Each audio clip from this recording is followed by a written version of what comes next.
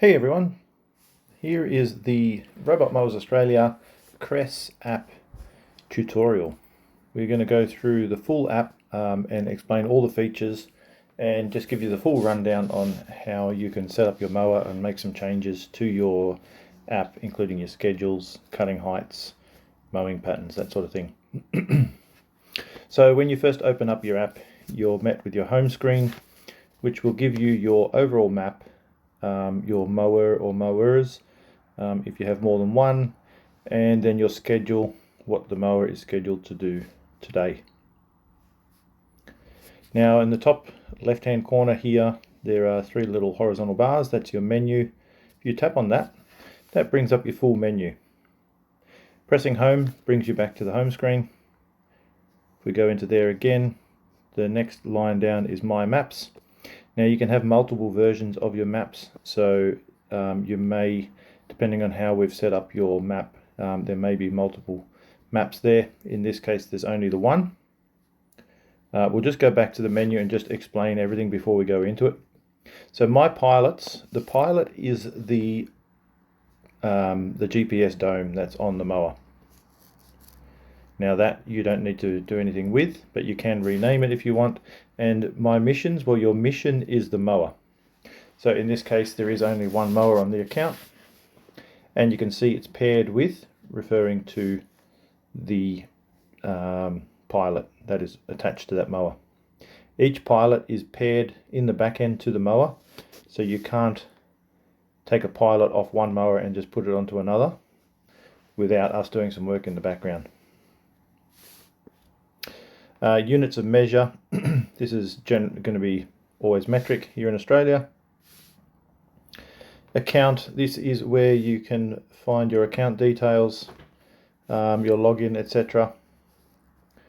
You can change your password in here, and don't delete your account, please.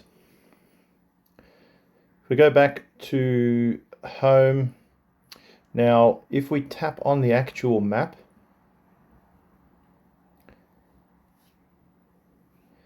what it brings up there is a couple of options. Right now I'm on the layer of seeing the cutting progress, which you change the layer by this layers symbol in the bottom right corner of your screen. If we tap on that, a couple of options there. You can choose your map type, whether you want a default map or a satellite view. Personal preference, I always prefer default because it allows me to zoom in a little closer. So I'll leave mine on default. Now, under map details, mission is so you can locate your mower and see exactly where it is, including where your charging station is. But of most use to you will be the cutting progress. You do need to X off that page again. And here you can see what the mower's been up to, and on the top here you can choose between today, 2 days, 3 days, 4 days, 5 days. So if I, for example, go to the last 4 days, I can see that just about everything was cut, but there's a few spots there that haven't been cut. Now, on this customer's account, I know why that was. The mower was out of action because it got stuck on a few branches after a big wind event that weren't cleaned up. So that's fair enough. But if everything was normal, I would be having a good look into that as to why those areas haven't been cut in the last 4 days, because in general we want to be cutting at least every second day, maybe every third day, if the grass isn't growing too fast. Obviously winter time we can cut that right back. So that is our cutting progress page. Go back to the main menu. My Maps, tap on that one. Now again, as I said, you may have multiple versions of your maps here. Just tap on it and then tap on that again. And this brings up your details, including all your areas. It will show you the size of your overall map. So for this customer, the overall map size is 14,618 square meters. And all of the zones, as well as all of the no-go zones. These have all been created in the mapping process that we've done for them. Paths are the paths that the mower will take between the zones or back to the charger, and then we have the charging station mapped as well. If we tap on view, again it just brings up our overall view of the map. Schedule. So this is where we can create schedules. As part of our initial setup, we will create a schedule for you, but once the mower is bedded in, you are free to change the schedule to suit your liking. Just do be aware that, as I said earlier, we want to be cutting every second day or so during the growing season, so to factor that in. How do we go to a schedule? Let's find an available day. Let's just go to Monday. Right, so you can see here the mower is scheduled to run all day on those 4 zones, which is those 4 which are highlighted there. If I want to add or remove a zone from that schedule, I can just tap on it and highlight it or unhighlight it. I can also delete the entire day's schedule down the bottom there. I can also just disable that schedule for the day. Say there's some work happening, I can just disable that schedule. I do then need to remember to go back in later on once that's completed and enable that again, otherwise it's not going to run any Monday. We can also, by turning off all day, we can then select a start time by scrolling here, start time and end time. In this case, it's a commercial site, the mower is going to run all day long from midnight to midnight. I'll just save that on my way out. Please remember to save, otherwise you will lose your changes. We did leave that disabled, so we'll just go back in and enable that, confirm it, save it again. If we go back, no, we'll stay in there, sorry. Now if we tap on a zone here and highlight it, you can then see the name of the zone, and it brings up your details tab, which then, if you scroll down a little, this is where you can adjust the settings of that individual zone. So you can rename it, you can change your cutting heights, you can change your pattern. So say for example we want to just go parallel, we can make a parallel, and then we can choose to run it up and down or crossways. Just remember that the mower is then going to be running up and down in that one direction every single time it mows. So as a minimum for larger areas, we do recommend doing checkerboard, or better still, diamond. And the way we generally set them up is we will choose one of the longest sides and have it running parallel with that. And then we confirm. Now in here we can also set our frequency for this zone. So we can have it running 3 times a day, twice a day, once a day, every 2 days, every 3 days, or once a week. Now no matter how you set your schedule, this zone frequency will override your schedule. So in the case of this zone, it's set for every 3 days. Even if my schedule has the area set to mow every day, it is only going to come out and mow every 3rd day, because that is what the zone frequency is set to. The reason for this is at the moment this large area doesn't need to be mowed too regularly because it's growing fairly slowly, and it also, if the zone does take longer than 24 hours to cut, it does mean that the mower is not going to go back to the beginning of the zone and start the job again, as it may do if I had it set to once a day. We X out of there. Overlap, I suggest you just leave at max. That's how much the mower will overlap from the previous path. That's the general mower setting. We don't generally change that at all. And if we go back out of there, same again, you'll see for this soccer field area, it tap on details, it brings up the details. We can change those settings. You can see on this one it's set to every 2 days. This is a more intensive use field that needs to look better than the front field, so it's set to every 2 days.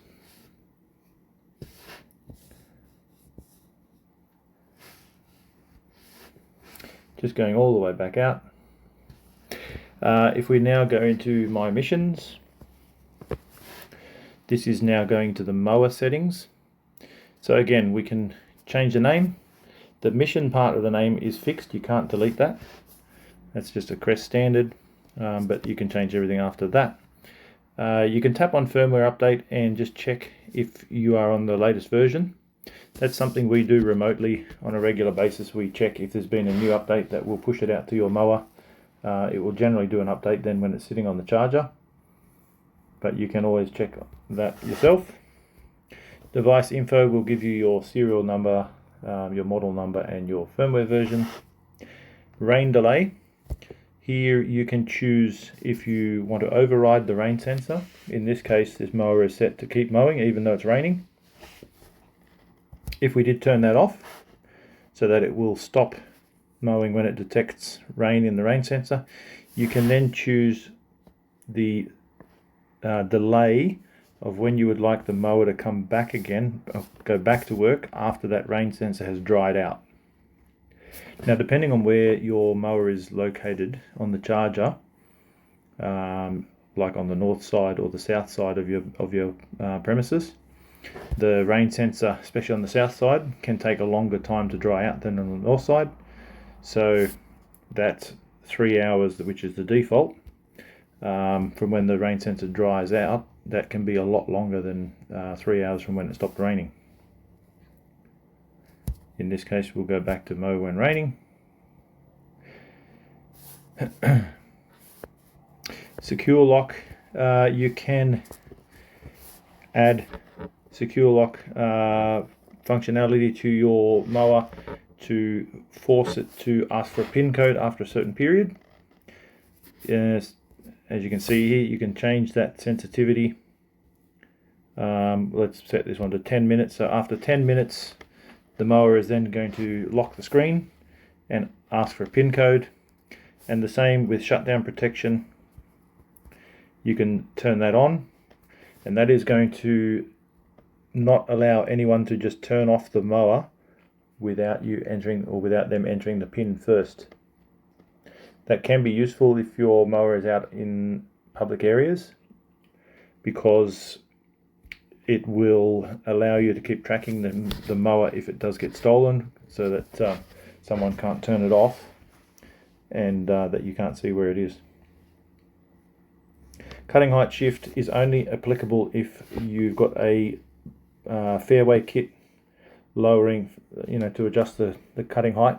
So that's generally not going to be relevant to you. That's more to do with golf courses. Activity log is just a whole log of what the mower's been up to.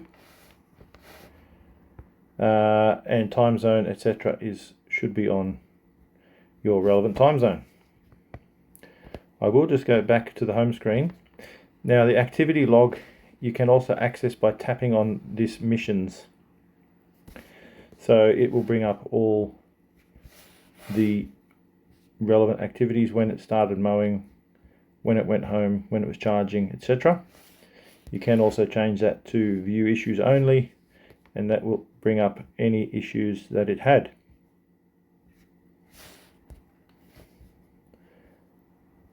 As a dealer, I like to leave it on this screen so I can keep an eye on how long the mower has been running for, how long it takes to charge, etc.